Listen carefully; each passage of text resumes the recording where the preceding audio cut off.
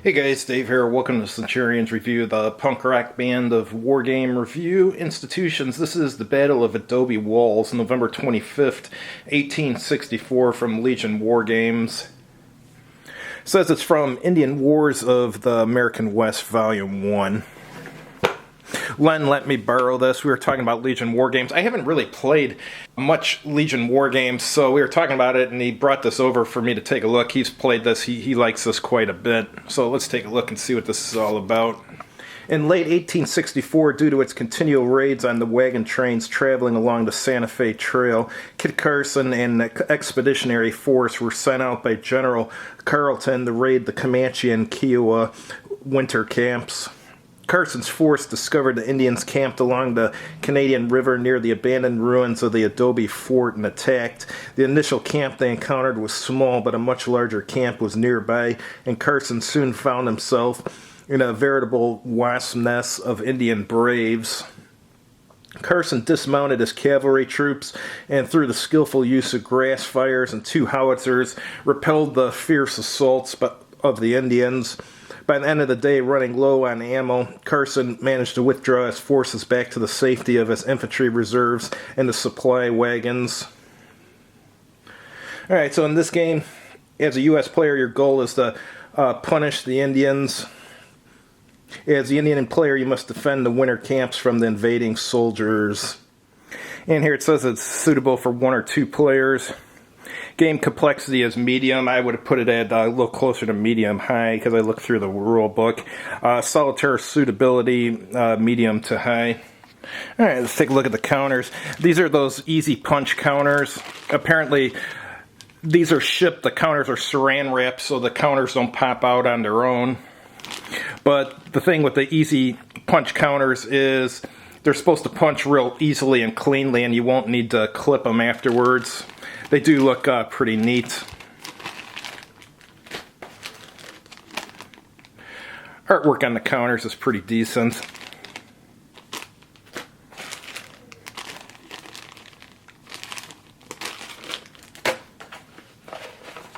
Alright, before we go through the rule book, let's take a look at the map.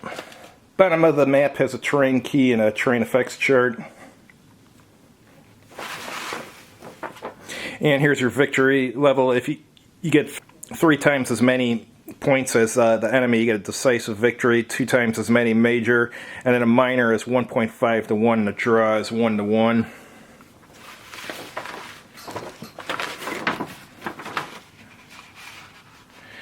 Here's the Indian victory point track, and that's the U.S. victory point track. And here's what the Indians get victory points for. And here's what the U.S. gets victory points for.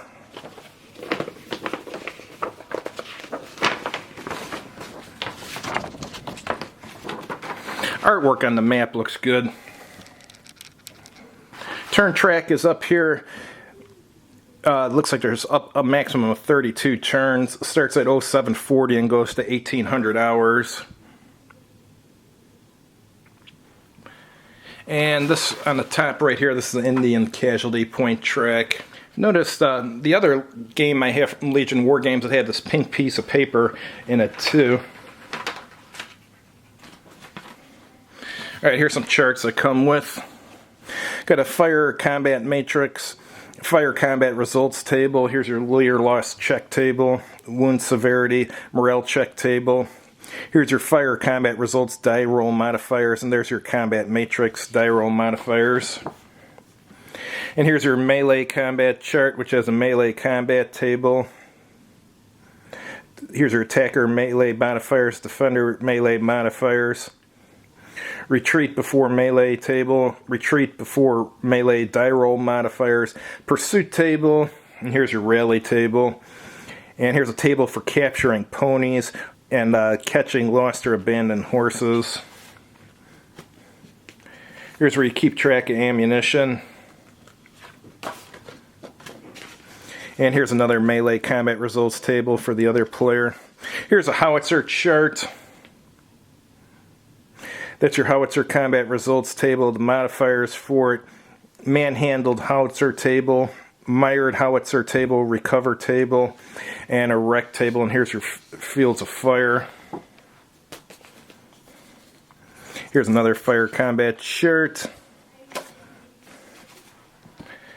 And here it tells you that you have a leader has a leader rating, a command radius, and a movement allowance.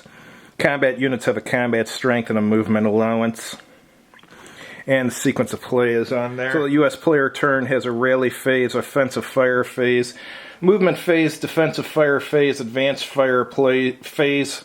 I think advanced fire phase you can only fire if you did not fire in the offensive fire phase, and then a retreat before melee phase and a melee phase. And then the Indian player takes his turn, and at the end of the turn you advance the turn track marker by 1. And this here just tells you about their easy punch counters. Alright, here in the rule book, it starts off with a little fluff there, or historical information. And then here's going over the game components. It's a pretty big rule book. Here's your glossary of terms. In game turn sequence, we already went over that.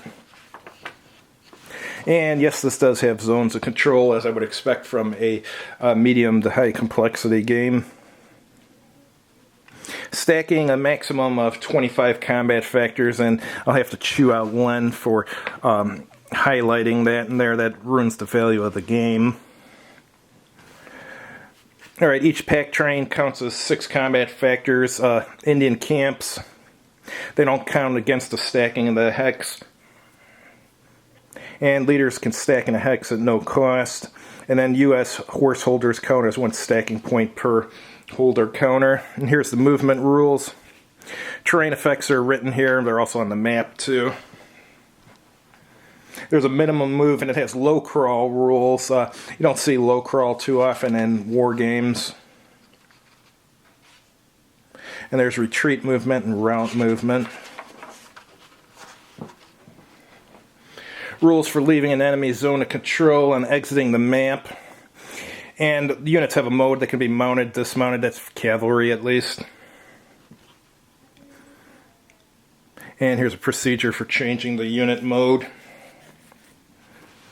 Here's your fire combat rules and your fire combat modifiers, which you can also find on the chart. Hex density is interesting here. If you have several units in one hex, then they get a die roll modifier, which generally helps them out. And it's got range too. Line of sight rules. Fire combat results table, which we saw on the player aid. And a morale check can either disrupt a unit, rout it, or pin it.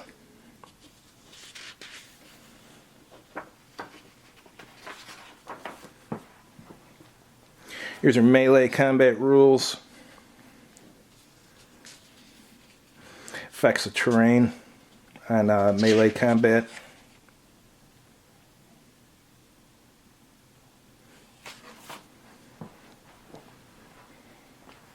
Here's your retreat movement rules, route movement rules. There's artillery, since artillery was important in this battle, even though there was only 2 howitzers.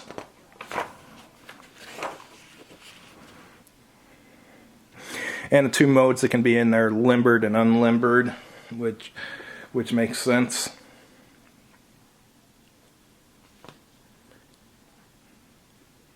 And here's mired howitzers. I think that's when they're stuck in mud. Wrecked howitzers. And here's how to shoot them and your modifiers and stuff. Here's your leader rules. Leaders can be used to rally. Here's your leader casualty rules. And here's your morale check rules in detail and rallying.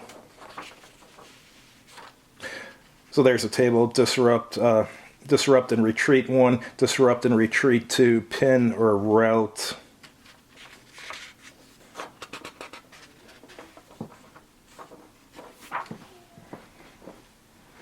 And there's ammo supply rules. I have mixed feelings about those in war games. I wouldn't say it's always a bad thing, but I've come across many situations where it just seemed unnecessary. But who knows, maybe they do it right in this game and it makes sense.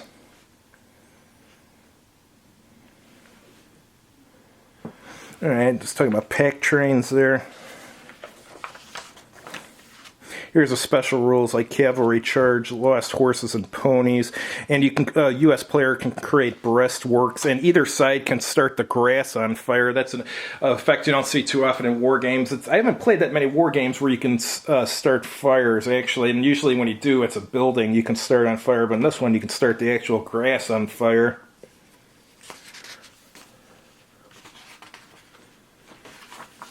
All right, here's Indian camp rules.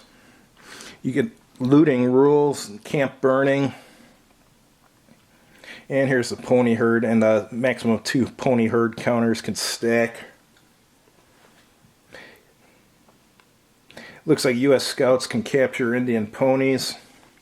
And here's your historical setup right here, or historical scenario. Another scenario and alternate scenario. All right, and he rolls a. At the beginning of the game, the U.S. player secretly rolls 2d6. The result is a turn number that the following units enter anywhere along the western edge. Alright, and here's the victory conditions, what you have to do to get victory points. And as we saw on the map, it shows your victory levels depending on the ratio of victory points. Here's some designer notes. And on the back, you got the sequence of play again. Thanks for watching, guys. If you've tried this, definitely chime in and let us know how it is. Like I said, Len's tried it and he loves the game, so I trust Len's opinion. Have a good evening.